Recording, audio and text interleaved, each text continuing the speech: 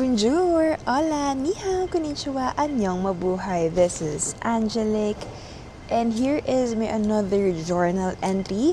So today is June 7, 4:18 ng madaling araw. So it's June 7. There you go. So as you can see, iba yung background, Angel. Kasi nasa airport ka. And very funny decision of your life, in your life, no? Supposedly, well, today is your flight naman talaga, and your flight will be around 9, so I still have 5 hours to wait. But later, I'll try the lounge, and I'm hoping na sana maka-access tayo ng lounge using our first credit card. Wow, congrats, you have your first credit card. So, yun, isa sa benefits, and let's see. Kaya rin sobrang aga ko dito kasi sabi ko gusto kong itry yung, gusto kong itry yung tawag nito, yung lounge. So, we are here in Hong Kong International Airport. Sobrang funny ng mga decision mo sa buhay, sa totoo lang. Oo, kasi actually pwede ka namang mag-Macau. Mas malapit, mas convenient. Tas, basta wag na natin isa-isahin. Nandito ka na rin enjoy mo na. Tulad nito, ina-enjoy ko. Actually, maganda yung airport ng Hong Kong. Malinis, malaki, and yeah. In-enjoy ko na lang. Hindi ko na isipin yung gastos. Kasi wala na rin naman akong magagawa kung iisipin ko pa, diba't babalikan natin. Hindi na naman mababalik yung pera and everything. Might as well see the silver lining, be happy and enjoy every moment. Enjoy every moment. Charis. Ganito talaga pag nakaidlip ng ilang minuto. So, kanina nandun ako sa baba. Umidlip ako, natulog ako. Super funny. So, ayun, doon na lang ako naidlip. Kasi sa sobrang excited ko, wala pa akong tulog. As in, wala akong tulog. Although, kanina rin naman kasi, nagising na rin ako ng 11. And usually, ang tulog ko talaga, ganitong oras tulog ko. So, tingin mo, makakatulog pa ako sa lagay na to. Siyempre, hindi. Gising na naman ang aking kaluluwa. Oo. So, ano bang mai-share ko sa journal kong to? Sobrang, random. Nakakatuwa kasi iba yung natin. Iba yung settings. Usually, it's in my room, right? And now, it's here in for my journal entry nga sa Hong Kong International Airport. Pero ayun, ang daming nangyari for the past few weeks. There are open ups, there are misunderstandings, there are challenges, there are things that you haven't expected, and it's still calm, and all the way sobrang thankful and blessed tayo ni Lord. Talagang ginagabayan niya tayo all throughout, and I would really say na talagang nilook forward ko tong araw na to, uwing-uwi. Sobrang excited ko. Actually, ilang buwan akong excited. Alamin din ng mga kasamahan ko. Talagang sabi ko, sana mag-June na, guys. And ngayon, hinihiling ko na sana bumagal ang oras. Oo, kasi pag naka-leave ka, naka-bakasyon ka, parang bilis-bilis ng oras, 'di ba? Ayun, hanggang June 21 ako sa Philippines. And yeah, oh my God, ang dami kong kukwento sa iyo, Jel. Ang daming mga kaganapan. Sige, first on the kaganapan list is we've decided na lumipat ng tinitirahan natin dito sa Macau. Bakit?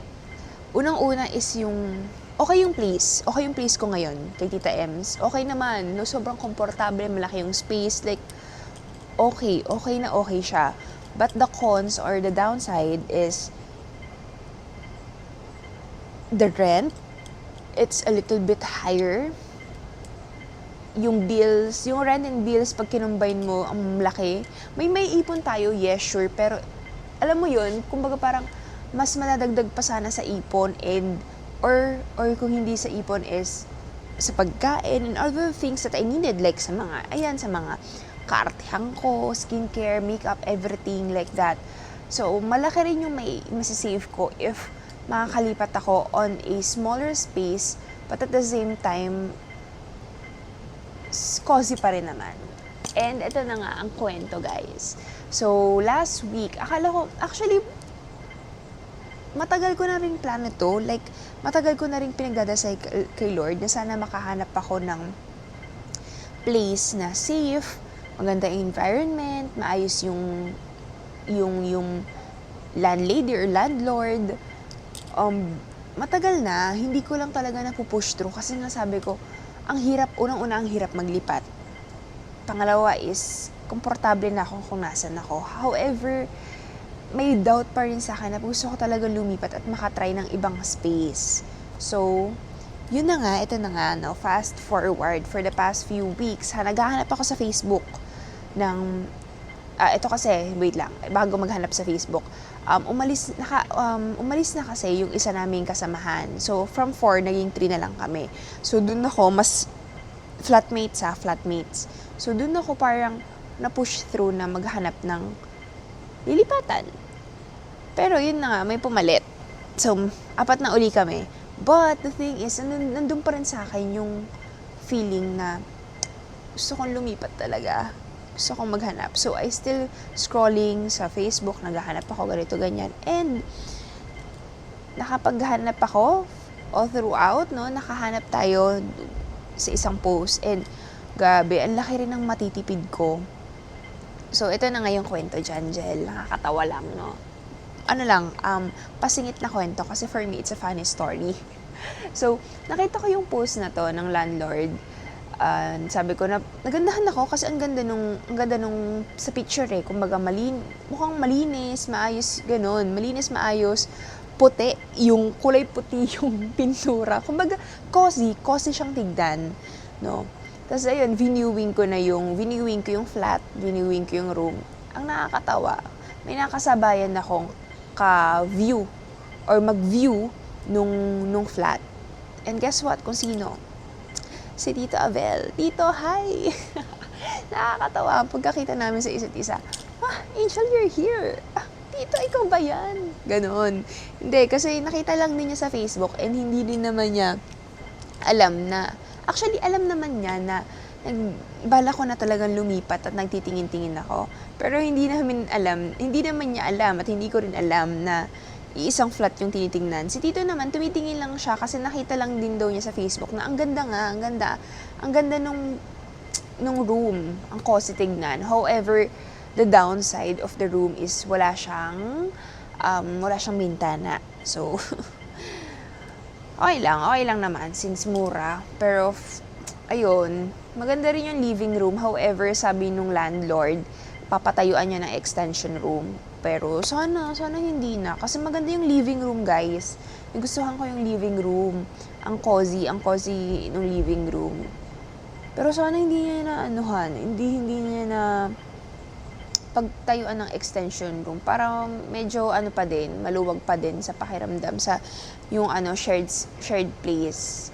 Pero ayun, super thankful ako kasi ngayon, after kung makabalik pag nakabalik na ako here in Macau, ilang days na lang ako sa pitirahan ko and maglilipat na uli ako. So, isa yon sa nakakatuwa na blessing ni Lord, no?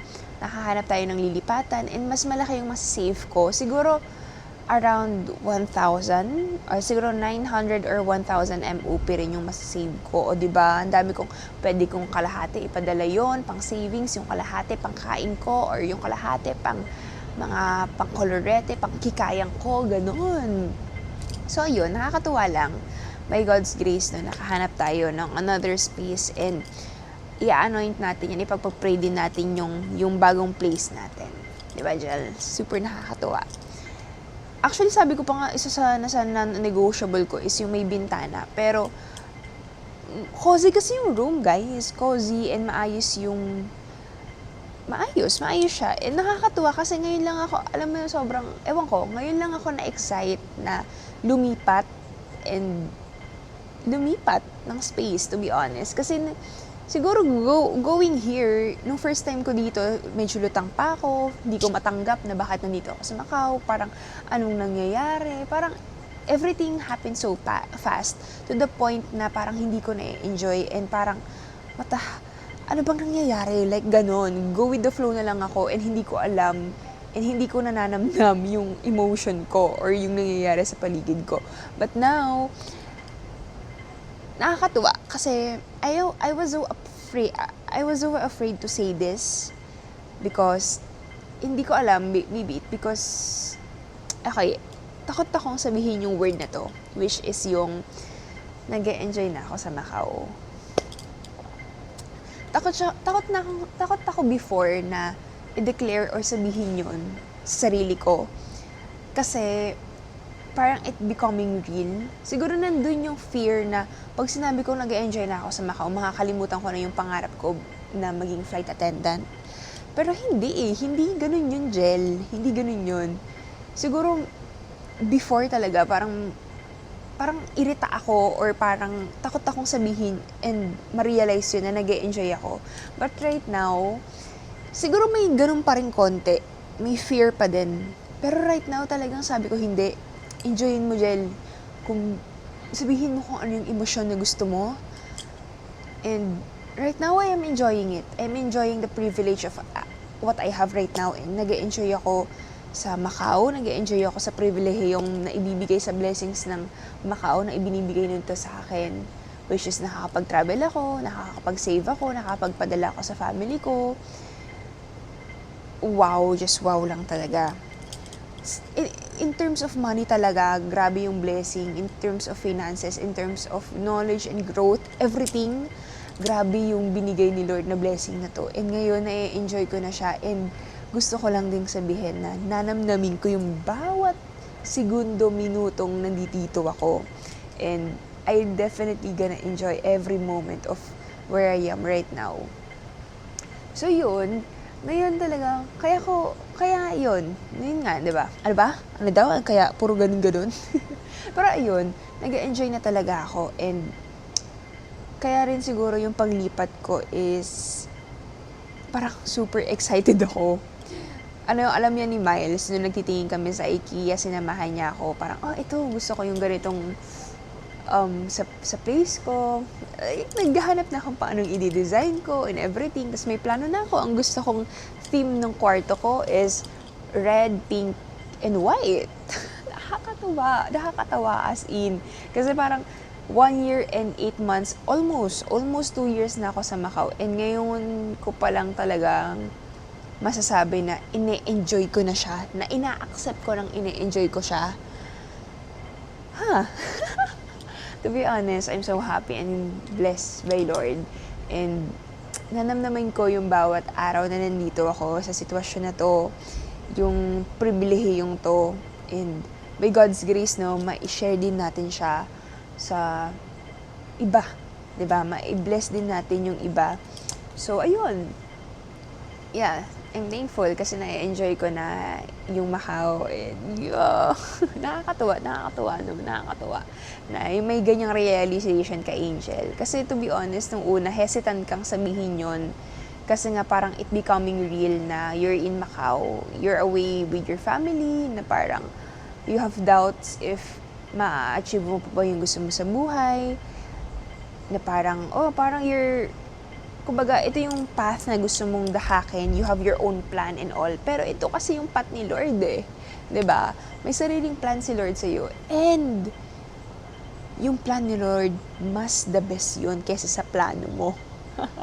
Kasi nga, sabi ko sa iyo, Jel, 'di ba? I mean, you have this kind of ugali, mindset, na medyo baguhin mo rin naman, oo. And I hope you still,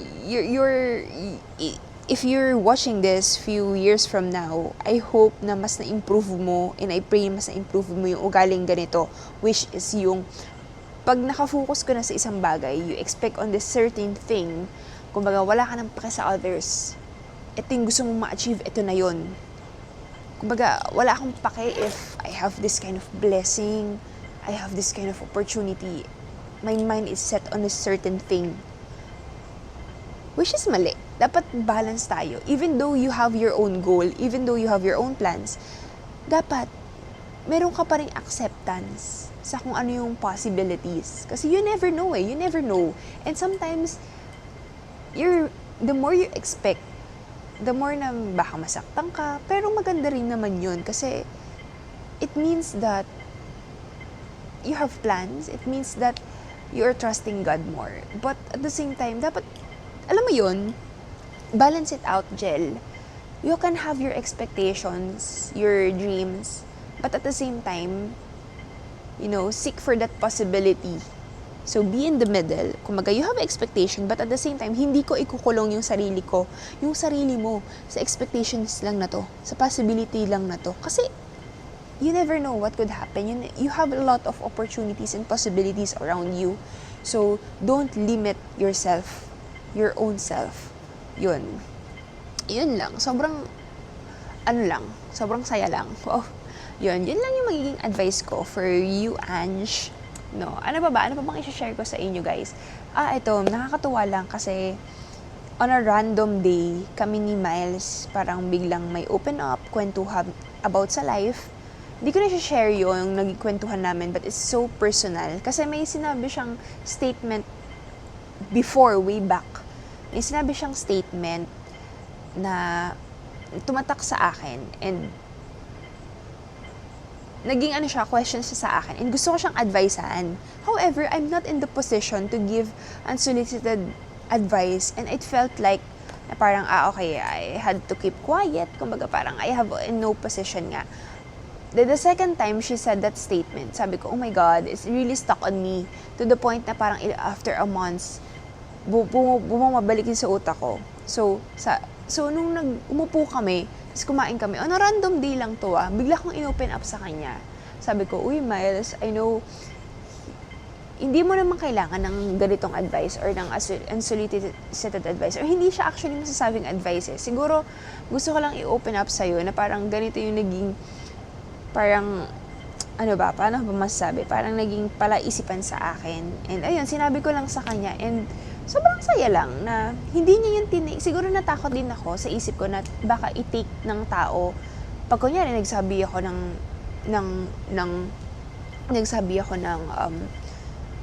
piece of advice, ng opinion ko, baka, alam mo yun, natatakot ako na baka magalit sa akin yung tao, may negative or anything like that. But nakakatuwa na it turns the other way around na pinakinggan niya ako, ganito, ganyan. And we really talk. And about life, ganun. Nakakatuwa. Ang ganda, ang dami naming kwentuhan, girl. Ang dami naming kwentuhan ni Miles at that time. About life, about everything, work, life. But more on life, actually. Outside work. So yun, nakakatuwa lang na we tend to share those kind of things. It's actually very intimate kind of conversation kasi it's more on about sa family, about sa life. Kaya hindi ko ma-share masyado here kasi probably in the future baka i-upload ko to. Kasi nga, baka i-upload ko itong journal na to. But anyways, ayun nga, sobrang nakakatuwa yung conversation namin noon time na yun. And mas sarap din pala sa feeling na nailalabas mo yung ganong emotion, yung ganong, alam mo yun, hindi kasi ako yung prangkang tao Talagang iniisip ko yung bawat gagawin ko, bawat sasabihin ko. Kasi baka maka-apekto yun dun sa tao. Like, what would this person react? Or how this person would feel? Parang ganon. And natutuwa ako talaga sa naging conversation namin. Ayun. Other than that, aside from actually Miles, kami rin ni Vanessa, nakakatuwa din na si Vanessa, ang dami kasing pangyayari nung that day na yun Tapos, laramdam ko naging mabigat din yung, yung situation niya, naging mabigat din yung pakiramdam niya. And kung pinapanood mo to, Vanessa, alam kong alam mo yung anong nangyari nung day na yon. Alam mong anong nangyari nung day na yon. Hindi ko na sasabihin kasi marami siya. Maraming nangyari from work to outside work. So, ayun.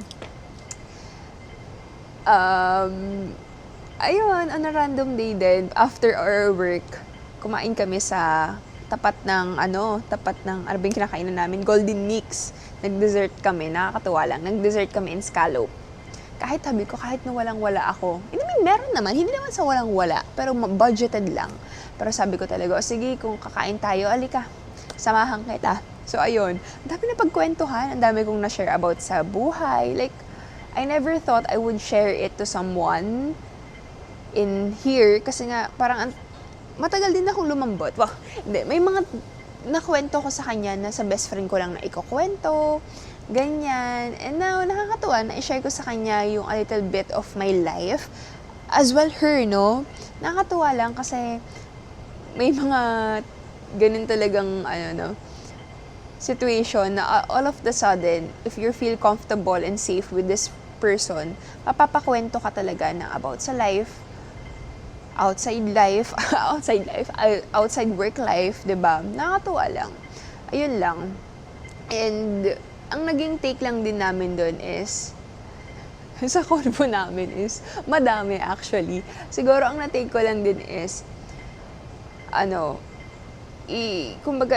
kumbaga piliin lang natin kung ano yung i-observe natin. Piliin natin kung ano yung may sense sa buhay. Itong sitwasyon na to, parang ba't ganito yung taong to? Parang ganun. Parang, yaan na natin siya. Hindi naman siya nagmamatter. Kung ganyan yung gusto niyang isipin, edi go. Marami pa tayong ibang problema kailangang isipin at problemahin. At alam mo yon. So, kumbaga, you have to choose your own battle. And how would you react? Magpapa-apekto ka ba sa bawat sitwasyon na nangyayari sa'yo? Siyempre, hindi madadrain ka, mamshi. So, ayun. Ano pa ba? Ano bang nangyari sa week na to? Madami. Ayun, nakakatuwa na na-share ko sa'yo Future Ange, sa journal na to, yung paglilipat ko. Excited na talaga ako, guys. Excited na ako sa paglilipat, journey ko. And I will share it on my journal as well, yung lipat bahay journey ko. So, it will be 3 weeks from now, I guess. Yeah, 3 weeks from now. Siguro, I'd probably move around first week ng July or June 30 or July 1, mga ganong date. Kasi nagpa-reserve na ako talagang nung nakita ko yung place, kahit mas maliit talaga siya, parang kalahati ng room ko right now. But at least, it's so cozy, may libreng TV at Netflix. So, goods. Ano pa ba? Excited ako, looking forward ako sa Boracay trip namin. And excited akong makita na yung pamangkin ko at mahawakan ko yung pamangkin ko na si Leo. Kasi it's been 6 months, hindi ako nakauwi. So, hindi ko pa siya nakakarga, nakahawakan. Pero nakaka-video call ko naman siya, oo. So, yun, super excited ako. And talagang pinagpipray ko na sana rin, no, hindi bumabagyo sa Philippines, sa Boracay din. Pag nag-Boracay kami, Lord, naway walang bagyo or sobrang super ulan, oo. Sobrang haba na ata. Okay, 23 minutes itong journal natin na to. Siguro later, titingnan ko kung ano pa bang may share ko. Hindi ko na rin alam eh. So far, yun yung pinaka-highlights ng week kong to. Yung paglilipat ko, yung kwentuhan namin ni Miles, pati ni Vanessa, and itong mga desisyon kong pag ko ngayon sa Hong Kong, itong pag-uwi ko sa Philippines later. Lord, thank you for the blessing talaga. Grabe talaga, grabe ka. The best. Thank you so much, Lord. Yeah, that's it for this journal, Angel. Maybe later may share ako or maybe not. This is the end of my journal or we'll see. Adios, sayonara, ciao, paalam. See you on my next journal entry. Bye!